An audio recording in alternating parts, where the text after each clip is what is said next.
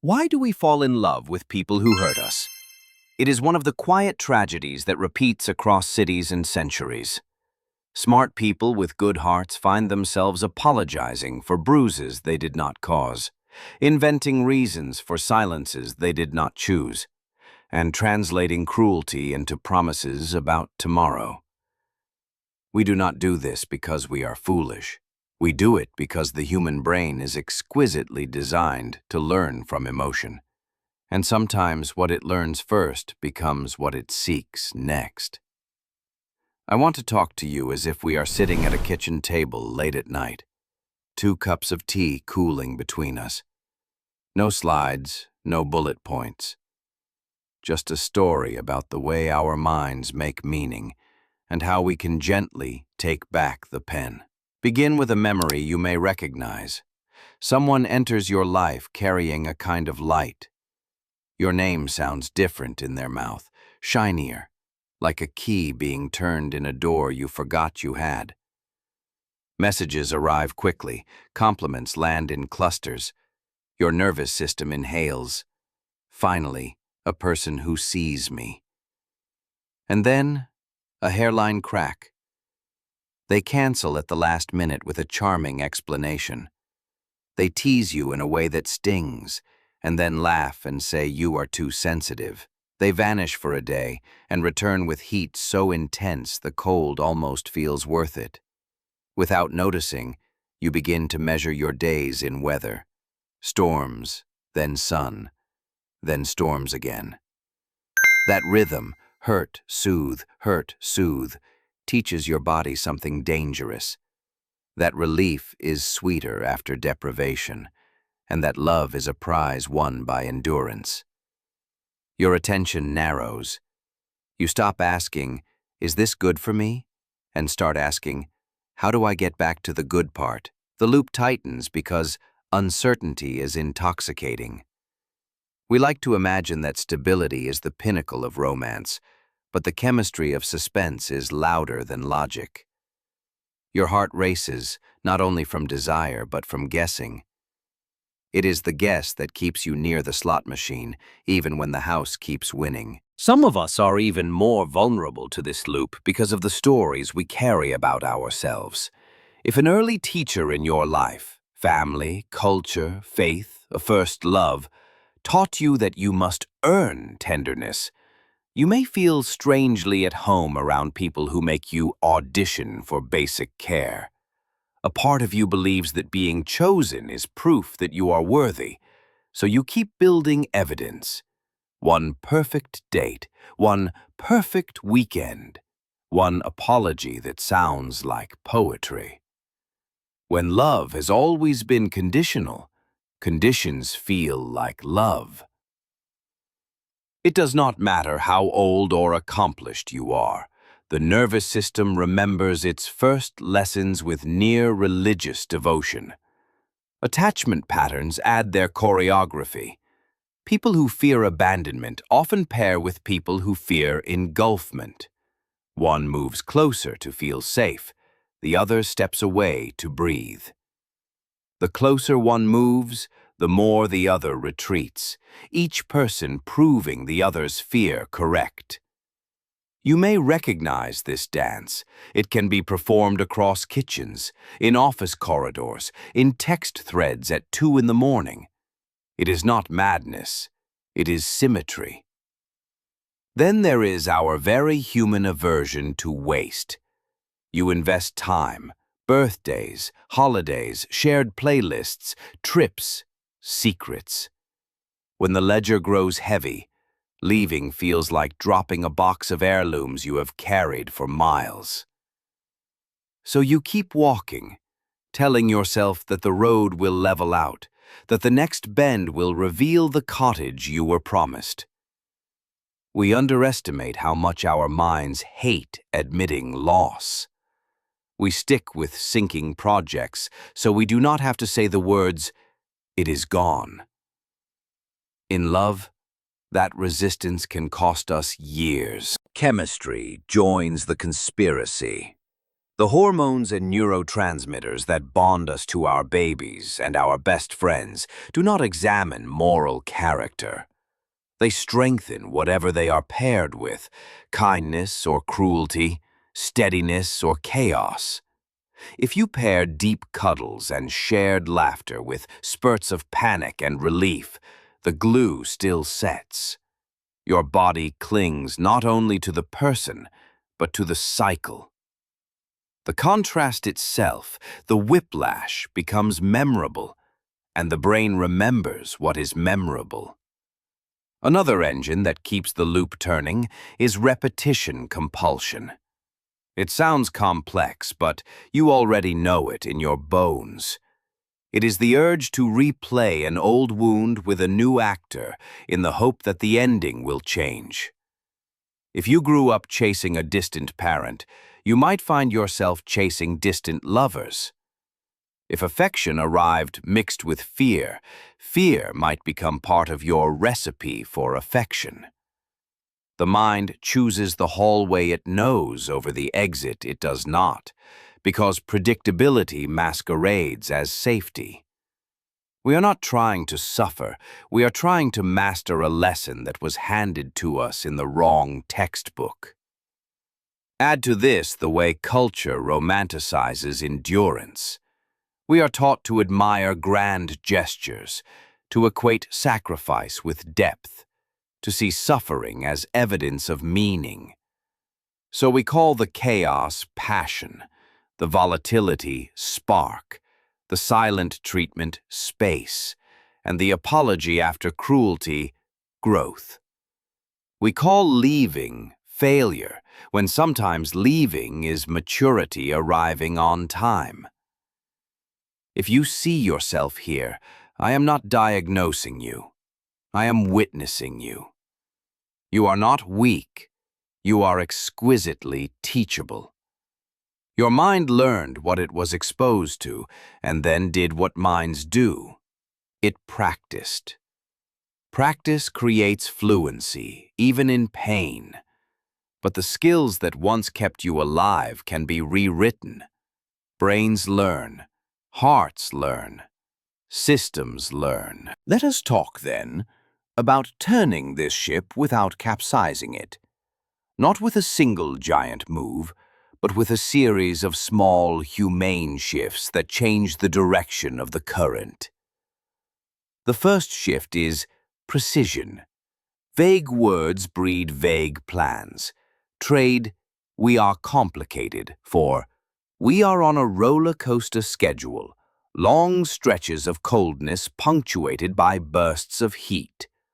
Trade, I am needy, for my alarm system goes off when signals are inconsistent. Trade, they are mysterious, for they avoid closeness when it grows. Accurate language is a handrail in a dark stairwell. It does not fix the building, but it keeps you from tumbling as you climb. The second shift is ritual. Rituals sound quaint, but they are powerful because they keep decisions out of crisis mode. Decide in daylight what you will not decide in the dark.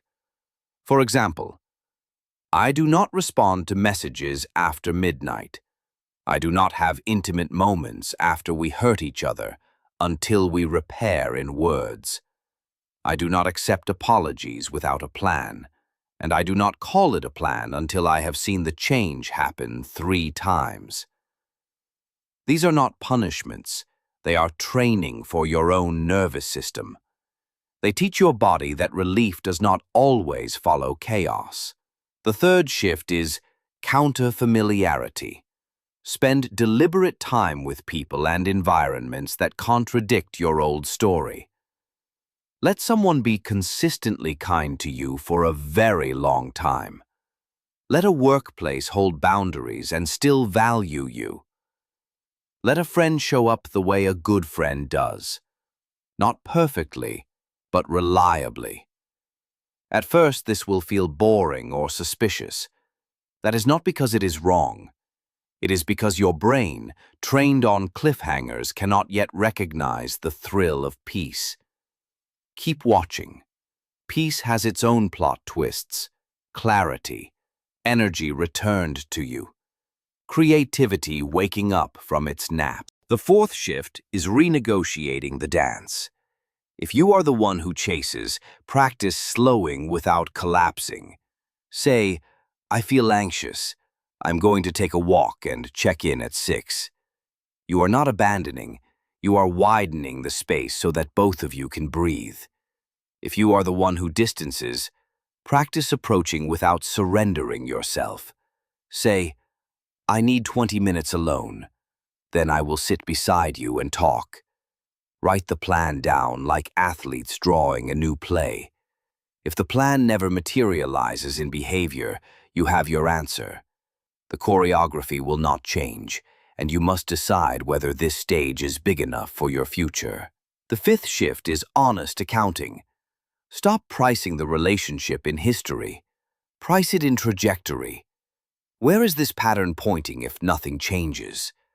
What would another year cost in health, in friendships, in work you are meant to do, in children who are watching? We are often braver for others than for ourselves. Imagine someone you love living your exact life. What advice would you give them? Take your own advice and call it courage. The sixth shift is practicing different endings. Every pattern loosens the moment a new outcome appears. If you usually beg, pause and breathe for 90 seconds before you speak. If you usually go silent, say one clear sentence before you take space. If you usually fix everything, fix less and see what lives without your constant tending.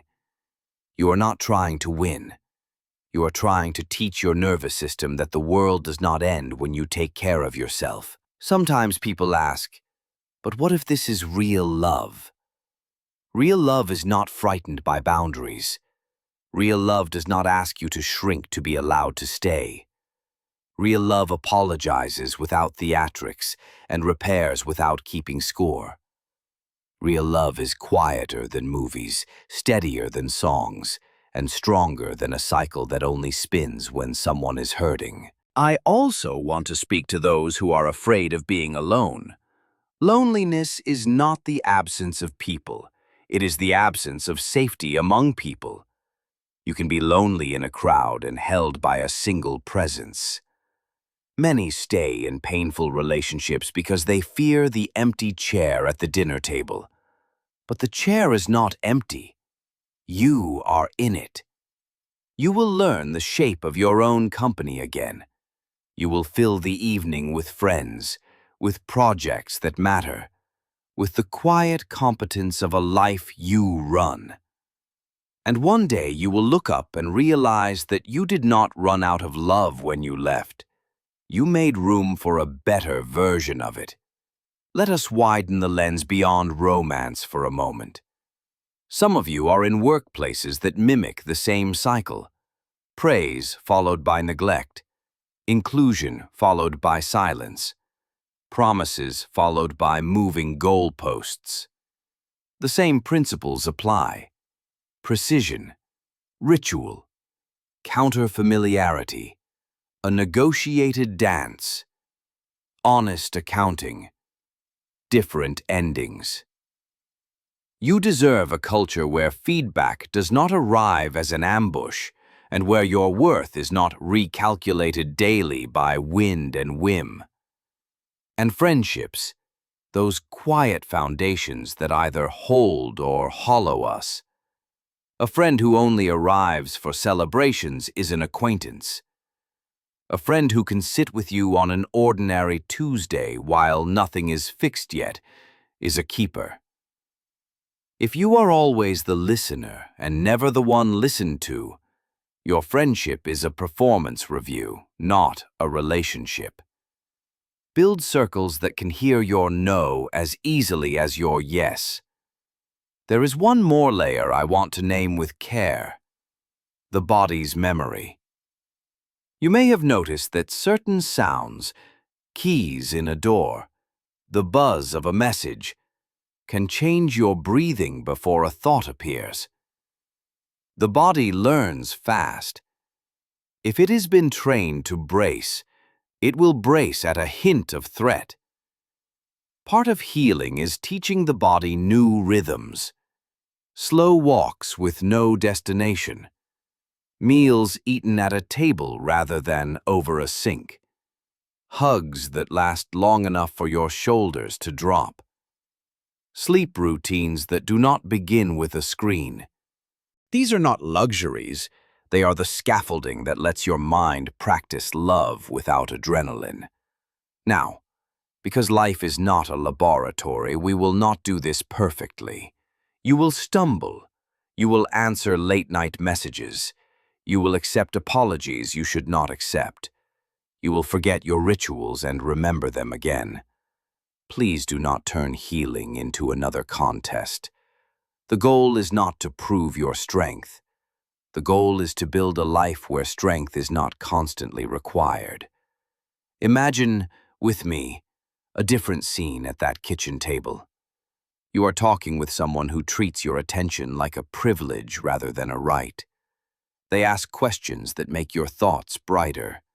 They tell you where they end and where they hope you will begin. When they are unkind, and they will be because they are human, they notice quickly and repair quickly. You find that your best parts are not emergency tools, they are daily furniture. You are not waiting for storms to pass. You are learning the language of fair weather. If you are wondering where to start tonight, here is a small, sturdy plan. Write one honest sentence about the pattern you are in. Write one boundary you will keep for the next 7 days. Write one conversation you will have in daylight. If you are in danger, emotional or physical, skip the plan and go directly to protection. People, places, professionals. You are allowed to choose safety even when your history argues for endurance. You are allowed to leave rooms that will not warm. And if you stay with intention. Ask for a reset that is practical enough to be measured. What does respect look like between breakfast and bedtime? What does repair sound like when both voices are tired? What does closeness look like when one of you needs distance? Put the answers somewhere visible. Scorekeepers ruin games, but scoreboards help players know where they are. Use a gentle scoreboard, not to shame, but to notice. As you practice, you will feel something subtle shifting. The cliffhangers will lose their glamour. You will begin to recognize the difference between chemistry and compatibility, between intensity and intimacy. Your mind will stop translating inconsistency into a puzzle to solve and start translating it into information to honor. The world will not become perfect.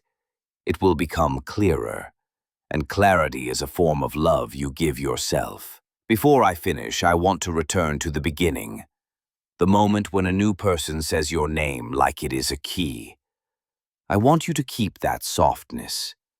We do not heal by hardening, we heal by discerning. Keep your open heart. Just add better gates. Ask, how do they handle disappointment? Ask, where do their eyes go when I am speaking? Ask, what happens the third time we disagree? Charm opens doors. Character keeps them open. Why do we fall in love with people who hurt us? Because our biology is alert to uncertainty. Our stories confuse familiarity with safety. Our culture romanticizes endurance, and our bodies memorize what they survive. But that is not the end of the story. Brains can learn new maps. Hearts can learn new tempos. And you can learn to choose rooms with working thermostats and water you can breathe in. If you need a sentence to carry out into the night, let it be this. Familiar is not the same as safe, and intense is not the same as love. You are not obligated to rehearse the past. You are invited to write a kinder next chapter. One boundary, one ritual, one honest conversation at a time. There is a practical question many people ask at this point. How do I tell the difference between normal friction and harmful patterns? Think of 3 dials you can check without a therapist present. The first dial is predictability.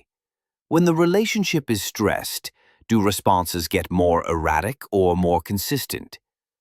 Healthy bonds might wobble, but they wobble around a center. The second dial is repair. After a misunderstanding, does the bridge get rebuilt quickly and sincerely? Or do apologies arrive as performances with no follow-through? The third dial is dilation. Over months, does your life get wider? More friendships, more energy, more room to think, or narrower? Painful relationships shrink your world. Good ones give you back square footage inside your own chest.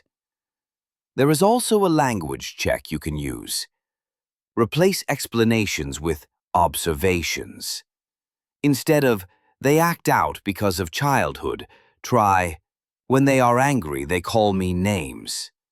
Instead of, "They go silent because they are stressed," try, "They do not speak to me for 2 days after a disagreement." Explanations can be compassionate, but observations are testable. You are evaluating behavior, not writing a biography. If you are co-parenting or working with someone you cannot easily leave, boundaries can become protocols. Move decisions into calendars.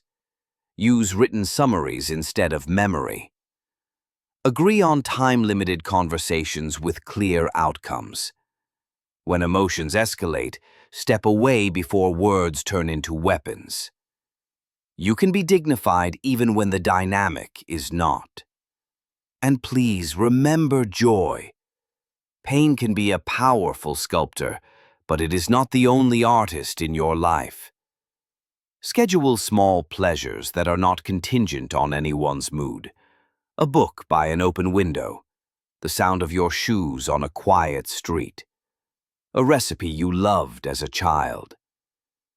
Put these on the calendar like appointments with yourself. People who keep appointments with themselves are harder to manipulate because they remember they have somewhere to be. Finally, forgive your past self for staying. You were loyal to the only map you had. Forgive your current self for wobbling. You are switching maps while still moving. And pre-forgive your future self for the days it forgets. Healing is not a staircase, it is a tide. The water comes in, and the water goes out, and yet the shoreline changes.